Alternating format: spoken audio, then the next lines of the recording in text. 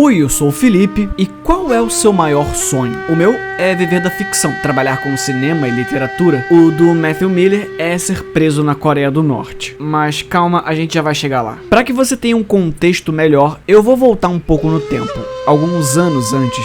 Essa parte aqui foi relatada por Calvin Sun, um estudante que se hospedou no maior hotel da Coreia do Norte em 2011.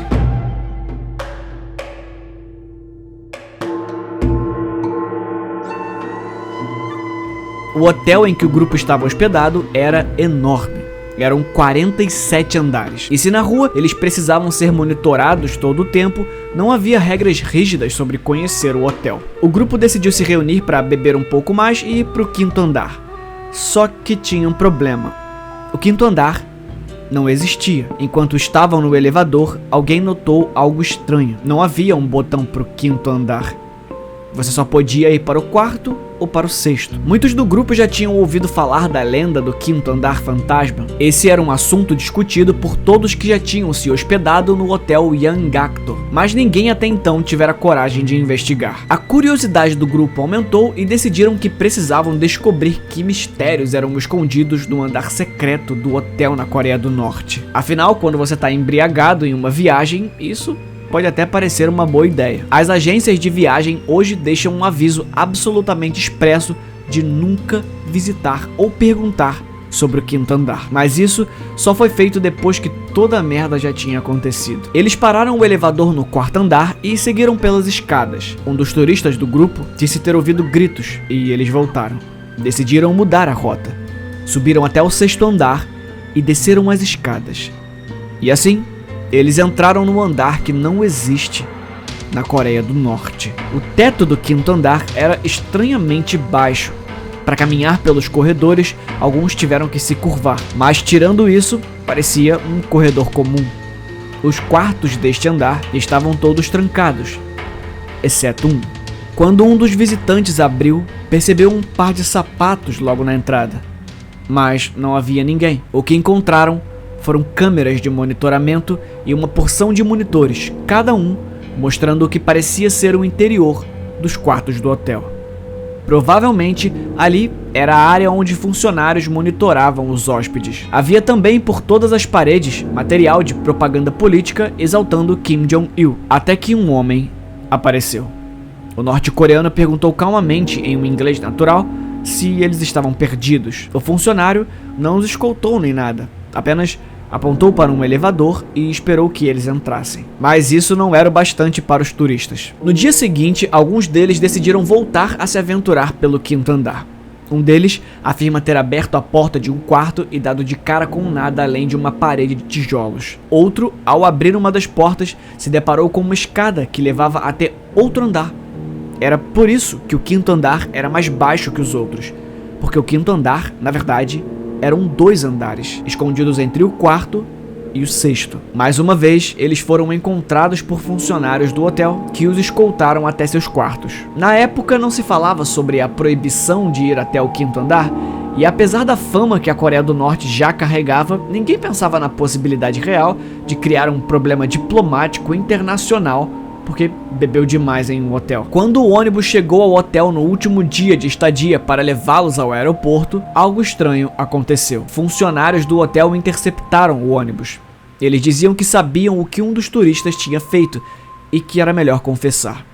O clima de tensão se instaurou no ônibus e depois de toda a aflição do interrogatório, os funcionários fizeram um acordo. Um dos turistas tinha tentado roubar toalhas de rosto do hotel e o infrator seria punido. Portanto, eles dariam uma última chance. Os guias virariam de costas e os funcionários do hotel sairiam do ônibus. Essa seria a única chance de devolver as toalhas e voltarem para seu país em segurança. Assim foi feito e tudo ficou resolvido. Avançamos alguns anos e em 2016, Otto Van Baer segue os mesmos passos de Calvin Sun e o rapaz decide que quer levar uma lembrancinha para casa. Mas Otto não escolheu toalhas de rosto. Otto resolveu arrancar da parede uma propaganda política do grande líder, presidente eterno da República Popular Democrática da Coreia.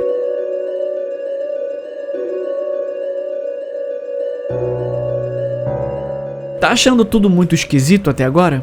Se prepara que a sua cabeça vai dar um nó. No dia seguinte ao roubo da propaganda política, Otto Warmbier foi preso. A acusação era de subversão. 2 militares o interceptaram ainda no aeroporto, tocaram em seu ombro e, sem dizer muitas palavras, o escoltaram para longe dos olhos dos turistas. Para justificar a ausência de Otto, um militar entrou no avião para avisar que o americano estava muito doente e precisou ser levado ao hospital. Por isso, não voltaria com o grupo naquele voo. Pouco tempo depois, a emissora oficial norte-coreana anunciou a prisão de Otto por cometer um ato hostil contra o Estado. A empresa, que era responsável pela estadia do Otto, exigiu respostas do governo norte-coreano, mas não recebeu nada pelas 6 semanas seguintes. Quase 2 meses depois do ocorrido, em 29 de fevereiro de 2016, Otto fez sua primeira aparição pública. De cabeça baixa, com um olhar assustado e escoltado por militares norte-coreanos, ele leu de um papel sua confissão, onde dizia saber a gravidade do crime cometido. Otto não foi o primeiro americano detido no país, e alguns que passaram pela experiência e sobreviveram contaram como funciona a confissão. Jeffrey Edward Fall foi outro americano preso por cometer o crime de deixar uma bíblia em um clube. Quando passou pelo mesmo processo que Otto, os militares o avisaram para enfatizar o desespero em voltar para casa e que sua família precisava dele, exatamente como podemos ver no depoimento de Warmbier. Outra coisa estranha nessa confissão é que ele revela a motivação do roubo. Uma mulher que frequentava a mesma igreja metodista que ele lhe ofereceu um carro usado e um adicional de $200 mil caso ele fosse preso. Mas não só isso, ele também disse que o roubo tinha sido orquestrado por ele e pela Z-Society, uma sociedade secreta americana, e pela CIA. Claramente, essa versão foi desacreditada por toda a imprensa, que apontou um monte de furos na história. O mais provável é que Warmbier achou que ia dar nada e se meteu num problemão. Abandonado em um país fechado como a Coreia do Norte, ele talvez tenha aceitado tudo que lhe foi mandado. Em 16 de março de 2016, 2 diplomatas norte-coreanos viajam até Nova York para conversar com Bill Richardson, um ex-embaixador da ONU, para negociar a soltura de Otto. Não chegaram a um consenso, mas parecia que as coisas correriam bem a partir dali. Algumas horas depois do encontro, Otto foi condenado a 15 anos de trabalhos forçados. Os pais de Otto conversaram com vários membros do governo que pediram para manter o caso fora dos holofotes, mas exigiram também que o Obama colocasse seu filho em qualquer futura negociação com a Coreia do Norte. A punição tão rígida para o jovem talvez tenha sido agravada porque nessa mesma época os Estados Unidos estavam enrijecendo as suas sanções contra a Coreia do Norte. Alguns acreditam que Otto Warmbier estava sendo usado como uma peça política de negociação, praticamente um refém. Em 6 de junho de 2017, oficiais norte-coreanos em Nova York avisaram ao representante especial do Departamento de Estado que Otto havia contraído botulismo, uma doença bacteriana grave, geralmente causada por comer alimentos contaminados. Logo após, ele teria tomado uma pílula para dormir e entrou em coma. Tudo isso sob o comando do regime norte-coreano. Em 2017, o chefe de Estado não era mais o Obama e sim Donald Trump, e sob a negociação do Laranjão, o jovem finalmente chegou nos Estados Unidos. Mas essa história estava longe de acabar. Ao aterrissar em solo americano, o jovem foi levado imediatamente para um hospital onde sua situação foi avaliada. Os médicos concluíram que ele não estava em coma, mas em estado vegetativo persistente. Ele estava acordado, mas sem qualquer resposta. Ele respirava sem aparelhos, piscava. O americano foi enviado de volta aos Estados Unidos junto com seus exames que indicavam uma lesão grave no cérebro. Aparentemente, ele sofreu alguma complicação no pulmão que dificultou a chegada de oxigênio ao cérebro, o que causou a perda da massa encefálica, e que, claro, não havia nenhum vestígio de botulismo. Os médicos constataram também que não havia qualquer sinal de tortura. A pele estava em perfeitas condições. Nenhum osso estava quebrado ou mostrava cicatrização como se tivesse sido quebrado em algum momento. E depois de todo esse sofrimento, a situação do Otto piorou e os pais optaram por desligar os aparelhos, dando então um descanso ao filho em 22 de junho de 2017. Otto Warmbier tinha 22 anos.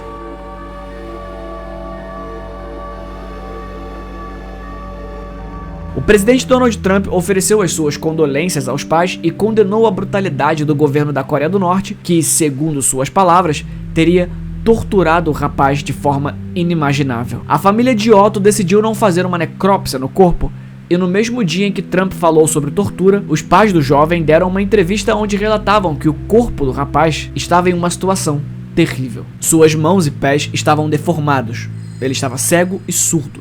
Havia uma cicatriz enorme em seu pé esquerdo e os dentes de baixo pareciam ter sido arrancados com um alicate. O médico que primeiro atendeu Otto em solo americano foi procurado e reafirmou seu diagnóstico. Otto chegou nesse estado por interrupção do fluxo sanguíneo ao cérebro, sem sinais de tortura, má nutrição ou qualquer coisa do tipo, e que não comentaria a percepção de um pai e uma mãe de luto. Os pais pediram ao Trump que oficializassem a Coreia do Norte como um país que oficialmente propaga o terrorismo, e assim foi feito em novembro de 2017, mesmo ano em que a Casa Branca proibiu que americanos deixassem o país para visitar a Coreia do Norte. Tá, avança um pouquinho o tempo e temos o fatídico encontro entre Donald Trump e Kim Jong-un. Claramente, o presidente norte-americano foi questionado sobre o caso do Otto e revelou parte da conversa que teve com o ditador.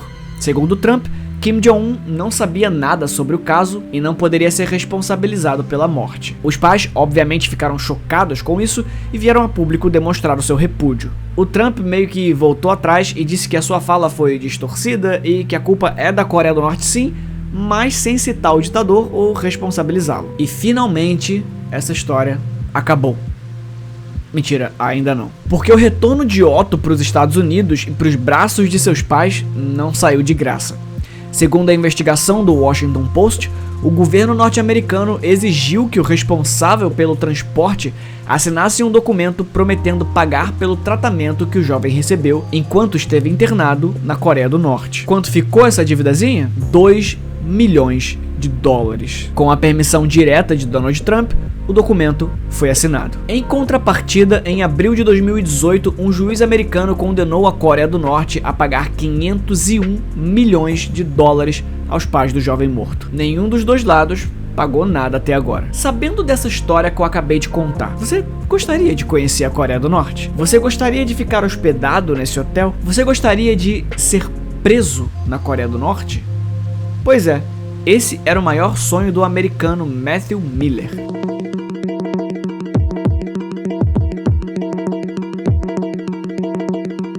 Bem antes de todo esse desespero com o caso Otto Warmbier, em abril de 2014, um americano chamado Matthew Todd Miller resolveu fazer uma visitinha à Coreia do Norte. Chegando lá, sua prioridade não foi conhecer pontos turísticos ou a cultura, ele simplesmente rasgou seu próprio visto. Quando as autoridades norte-coreanas tomaram conhecimento disso, o interrogaram. Miller então mostrou seu caderno de anotações ultra secreto com anotações confusas e que supostamente provavam que ele era um hacker. Os militares obviamente não acreditaram nisso e quiseram saber qual era a real intenção dele ali. Eu sou um hacker, eu quero retirar as tropas americanas da Coreia do Sul. E os norte-coreanos não ficaram impressionados com a performance e insistiram em saber o que ele queria de verdade. O meu irmão é um piloto de um caça F-35 no exército americano. Isso era verdade mesmo.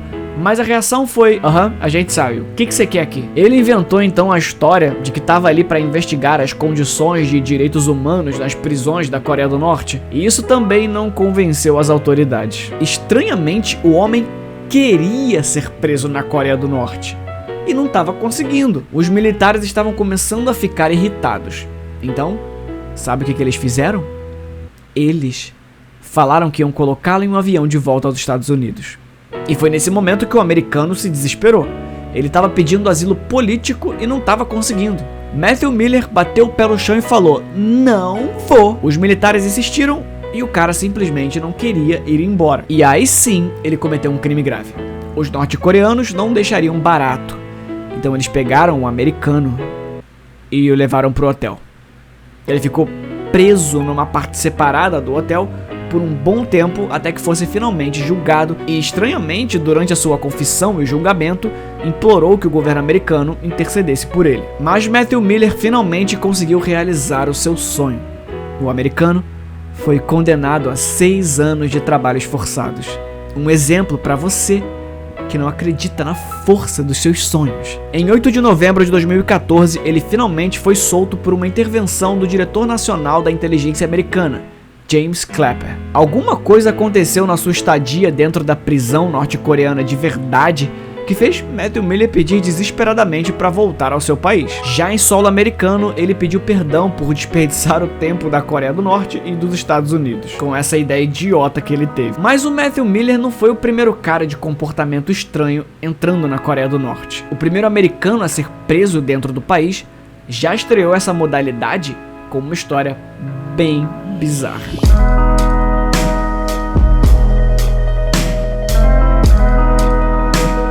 Em 24 de agosto de 1996, Evan Hunziker foi preso por espionagem. Seu pai era um veterano que lutou na Guerra das Coreias nas tropas americanas. Foi da Coreia do Sul que ele se estabeleceu por 12 anos e se apaixonou por Jong-ni, uma cidadã sul-coreana. Após o fim da guerra, Edward Hunziker levou sua amada para os Estados Unidos e na terra do Tio Sam tiveram 3 filhos. Um deles é o nosso amigo Evan. Só que o Evan era meio que um garoto problema. Ele largou a escola e começou a beber e usar drogas ilícitas bem cedo. Isso poderia muito bem ser considerado herança de seu pai, que jogou o próprio casamento no lixo também por causa do alcoolismo.